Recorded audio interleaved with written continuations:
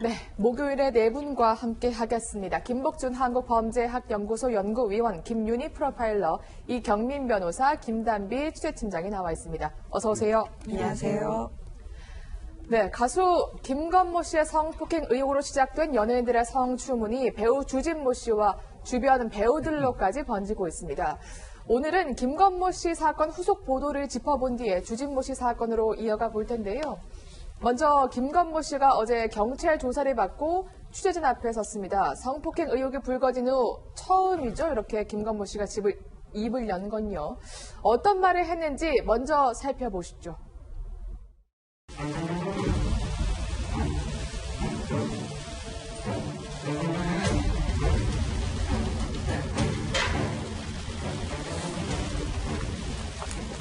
조사에서 어떤 내용 소명하셨습니까? 네, 쉬우신데 고생 많으십니다. 네. 먼저 국민 여러분께 심려를 끼쳐드려서 진심으로 죄송합니다. 경찰에서 성실히 답변했고요. 하루빨리 결과가 하루빨리 진실이 밝혀졌으면 좋겠습니다. 추후 또 절도 원하시면 또 와서 조사받을 마음이 있습니다. 항상 좋은 쪽에 있다가 이런 인터뷰를 하니까 굉장히 많이 떨리네요. 네. 아무튼 심려를 끼쳐드려서 대단히 죄송합니다. 그럼 혹시 오늘 혐의 사실에 대해서는 좀 고민하실까요? 네.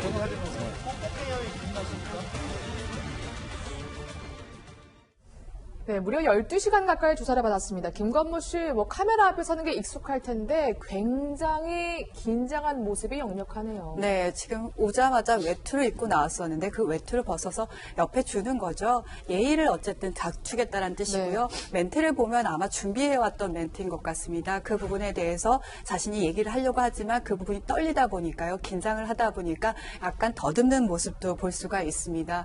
아마 이런 12시간, 식사 시간, 휴식 시간 빼더라도 12시간은 장시간의 그 조사 시간이기 때문에요. 이 동안 또 그리고 프레시 세례를 받다 보니까 많이 긴장한 것 같습니다. 네. 어제 김건모 씨 조사 와중에 이러한 변호인 측의 설명이 있었습니다. 오늘은 김건모 씨가 나오면서 무엇인가 입장을 말할 것이다. 그래서 저희는 사실 취재기자들은 그러면 그 유흥업소에 갔는지 혹은 정말 성폭행까지는 아니더라도 그 유흥업소 여성을 만났는지 정도는 얘기할 줄 알았는데 심려를 끼쳐드려 죄송하다 이 멘트 말고는 그런 입장은 없었거든요. 네, 사실 이제 조사도 이제 12시간 가까이 걸쳐서 이루어졌고요. 그리고 사실 김건모 씨가 이런 문제가 불거지고 나서도 처음에 이제 기자회견을 통해서 이제 입장을 밝히겠다라고 했었기 때문에 사실 이제 그 이후에 기자회견도 없었고 조사가 이제 이루어진 건 처음이고 출석을 해서 이제 입장을 밝히는 것이기 때문에 어떤 내용이라도 조금 이제 그에 대해서 이제 구체적인 입장을 담고 있을 줄 알았는데 일단 그 입장이 국민에 대해서 심려를 끼쳐 죄송하다. 약간 이제 일반적으로 이제 조사를 받으러 나오시는 이제 공인분들이 하시는 이제 그런 멘트였고 그리고 이제 나아가서 이제 기자분들께서 혐의를 인정을 하느냐 그리고 가장 문제가 되는 유흥업소 자체를 출입을 한 적이 있느냐 이런 질문에 대해서는 또 이제 답변을 하지 않으셨기 때문에 그래서 좀 알맹이가 빠진 그런 답변이 아니었나 그런 이야기가 나오는 것 같습니다. 네. 김건모 씨 출석할 때 모습 지금 계속해서 보시죠. 저렇게 검은 띠를 둘러서 있어서 티셔츠가요. 배트맨티를 입고 출석한 게 아니냐 그런 지적과 비판들이 있었는데 이런 지적을 알았는지 조사를 마친 후 나오는 모습에는 옷차림이 조금 달라졌더라고요. 네, 오른쪽에 바로 조사받고 나와서 취재진 앞에 선 김건모 씨의 모습인데요. 자세히 보실까요? 지금 체크 셔츠 안으로 조사 전에 입고 있던 그런 그 띠가 둘러진 티셔츠의 모습이 전혀 보이지 않습니다. 일부 누리꾼들이 아니 조사받으러 왔는데 그 성폭행 의혹의 그 한 중심에 있는 저 배트맨 티를 입고 온 거냐 이렇게 의혹을 제기했었는데요. 아마 조사받는 과정에 이런 일부 누리꾼들의 의혹 제기를 아마 인지했던 것 같습니다. 지금 보면 티셔츠가 보이지 않는데 아마 벗지 않았나 이런 추정도 해볼 수 있습니다. 그러면 위원님 네. 일부러 입고 온 건 아닌 것 같아요. 어떻습니까? 이게 물론 저게 적극적으로 겉으로 드러내가지고 네. 나온 건 아니잖아요. 어떻게 보면 속에 입은 거를 찾아낸 거에 불과하니까 네. 거기에다 무슨 큰 의미를 둘 필요가 있겠느냐 이런 생각은 들기는 합니다. 그런데 이제 두 가지 조건으로 저는 좀 봐야 돼요. 네. 저분이 이제 다만 전제 조건입니다. 범죄가 성립된다면 네. 그 전제를 깐다면 그렇다면 저건 아무 생각 없이 이거 입고 온 거예요.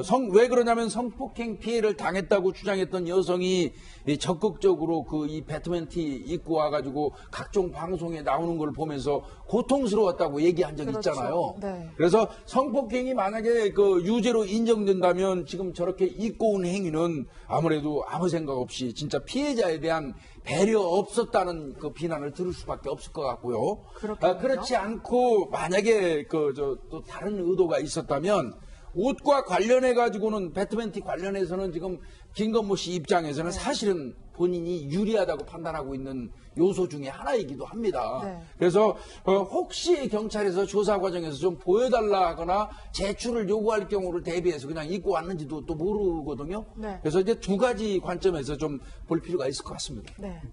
이번에는 본격적으로 조사 이야기를 한번 해보겠습니다. 김건모 씨 변호인이 취재진 앞에서 제기된 의혹들과 다른 여러 자료들을 제출했다 이렇게 설명을 했는데요. 네. 아무래도 성폭행이 있었던 것으로 지금 주장되는 그 날의 행적에 대한 자료가 아닐까 네. 지금 추정이 되거든요. 그래서 그 차량 압수수색을 할 때 GPS에 대한 이제 분석이 이루어졌기 때문에 그 부분에 대한 집중 수사가 있지 않을까라는 추측이 제기됐었는데요. 제가 봤을 때는 집중 수사라기보다는요. GPS에서 동선이 확인됐다고 한다면 그건 피해자의 어떤 진술의 신뢰성이 높아지는 부분이고요. 만약 그것이 확보가 되지 않았다면 그럼 다른 날짜, 혹시 피해 여성이 다른 날짜라든지 다른 장소에 있을 수 있을까? 그런 부분에 대해서 김건모 씨에게 의견을 물어봤고 아마 상황에 대해서 물어봤을 거고요. GPS는 일단 결과가 나오면 확인이 끝나기 때문에요. 또 그것으로 성폭행이 확인되는 것은 아니기 그렇죠. 때문에 다른 여타에 대한 수사가 더 길어졌을 거라고 봅니다. 성폭행 말고도 또 하나의 쟁점이 이 성폭행 피해를 주장하자 이 여성을 회유하고 압박했냐 이러한 부분인데 이 역시 어제 조사가 이루어졌겠죠? 이거는 뭐 경찰에서 당연히 다룰 겁니다. 당연히 어제 그 김건모 씨를 대상으로 해서 지금 그 피해자 측에서 피해자는 지금 신변보호 요청했거든요. 네. 그러니까 피해자 측에서 주장했던 정말 저 신변의 위험을 느낀다. 그 신변의 위험을 느끼는 요인은 당시에 그 실장, 그 여성이 소속돼 있던 어떻게 보면 상사죠. 네. 상급자 그 이 실장이 그 회유하고 뭐 더 나아가서는 협박 비슷하게 했다는 얘기를 했지 않습니까? 그렇다면 경찰은 당연히 그거 물어볼 거예요. 실제로 당신이 저렇게 시켜서 실장을 시켜가지고 그 피해 여성에 대해서 어떤 회유라든지 협박을 했느냐 여부를 물어볼 거고 또 본인이 안 했다면 누구한테 부탁한 적이라도 있느냐 네. 뭐 이런 경우는 당연히 경찰이 확인할 것입니다. 네, 알겠습니다.